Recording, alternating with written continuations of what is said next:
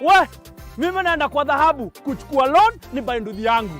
We, nataka pesa ya kujenga kibanda yangu. Na mimi nataka pesa nilipe mtoto wangu school fees. Nataka pesa niongeze stock. manzi logbook yangu itanisimamia nichukue nayo loan. Pia sisi mama wa chama tunapewa loan na dhahabu, twendeni. Na mimi nitachukua loan na title deed yangu.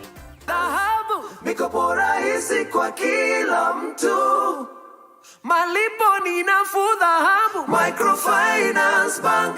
Upgrade life yako leo na Dhahabu Microfinance Bank.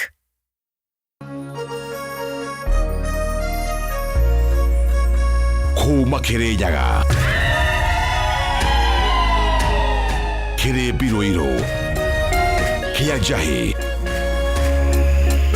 mutaburo kwa nyadarwa